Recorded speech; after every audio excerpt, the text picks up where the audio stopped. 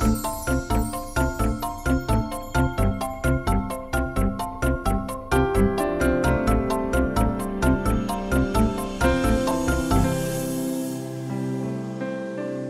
I'm Margot Politis. Welcome to Study English IELTS Preparation.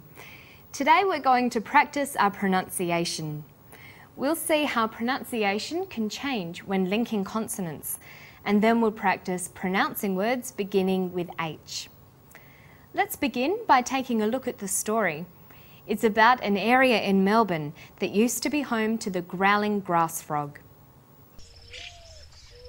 It really would have been a fantastic biodiverse area. It's a situation where you've got the Yarra River outflow meeting the bay. So you've got the freshwater ecosystem and the marine ecosystem coming together at that point. These growling grass frogs were here in their millions, hundreds of millions of them probably living in Melbourne, and they have disappeared very, very dramatically.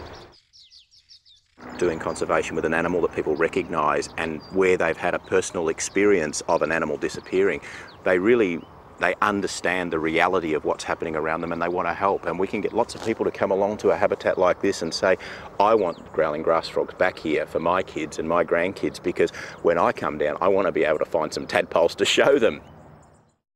Spoken English can be quite different from written English. When you listen to someone speaking English, their words will often flow together. This is because native speakers will connect unstressed words with stressed words. Where these links occur, sentences might sound different to what you'd expect. Have a look at this sentence. He's gone out to dinner. We stress he's, gone, out, and dinner. The two is unstressed. When we link out, which is stressed, and to, which is unstressed, the final t sound in out is held slightly longer. He's gone out to dinner. The t sound is pronounced only once. He's gone out to dinner. Now let's listen to Jerry from the Amphibian Research Centre talking about the grass frog's habitat. We can get lots of people to come along to a habitat like this and say, I want growling grass frogs back here for my kids and my grandkids, because when I come down, I want to be able to find some tadpoles to show them. Jerry says, I want to. The final t sound in want is held slightly longer on the tongue. Then to is pronounced. The t sound is pronounced only once. I want to. This type of linking is called consonant plus same consonant linking. Let's see what happens when a final consonant is linked with a consonant that's similar. Listen to how Jerry links the words around them. Doing conservation with an animal that people recognise and where they've had a personal experience of an animal disappearing, they understand the reality of what's happening around them and they want to help. Jerry says around them. The final d sound in around is similar in pronunciation to the first sound in the word them. This means the sounds are articulated very close to the same position in the mouth. When you articulate d, you can feel your tongue against your tooth ridge, like this, d.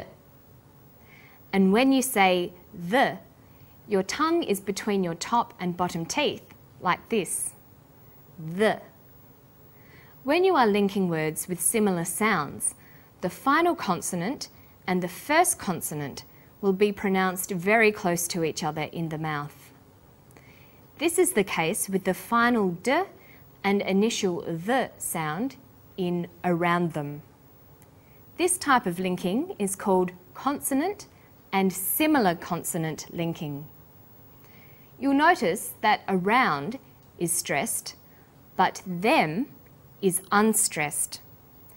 Jerry also uses the words show them.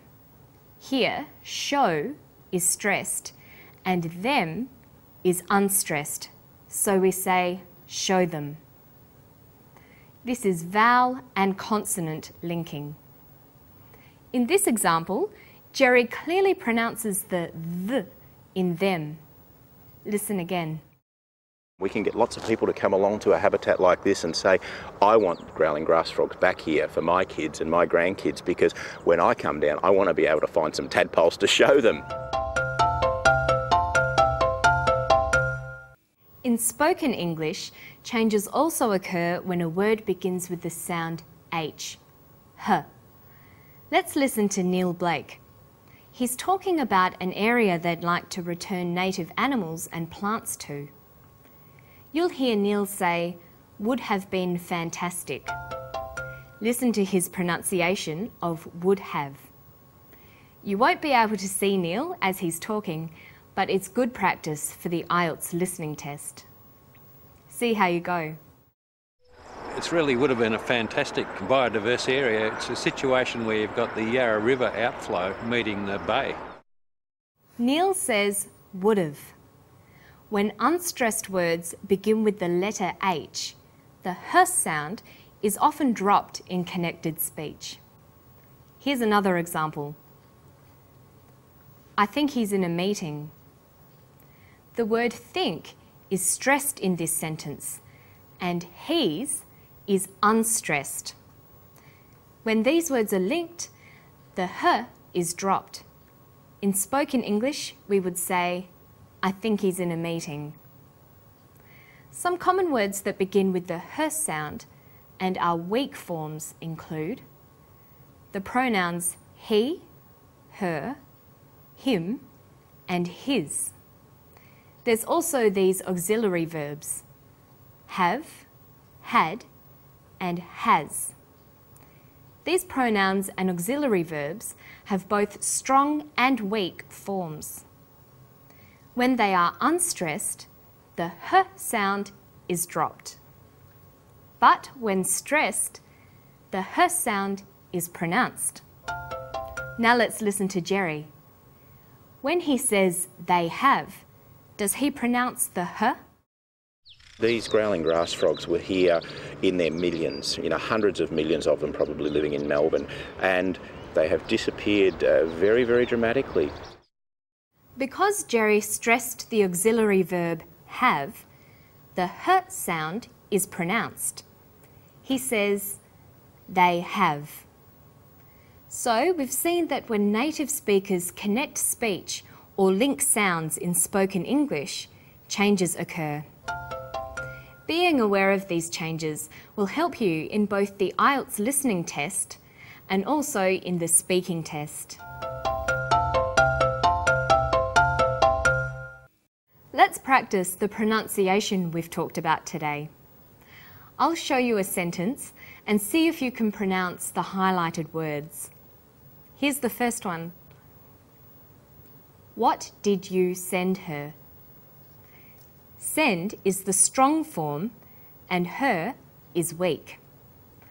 Because her is not stressed, we drop the initial h sound. So it's pronounced sender. What did you send her? And finally, I told them not to be late. Told them. I told them not to be late. And that's all we have today. Let's review what we've learned about linking words. First, we talked about consonant and same consonant linking. The example we saw was want to. Then we looked at consonant and similar consonant linking, around them. And finally, we saw how the pronunciation of the initial h sound can change when we link words in spoken English. Don't forget to listen out for these changes when you talk with native speakers. And if you'd like some more pronunciation practice, you can find help on our Study English website. And I'll see you next time for more. Bye-bye.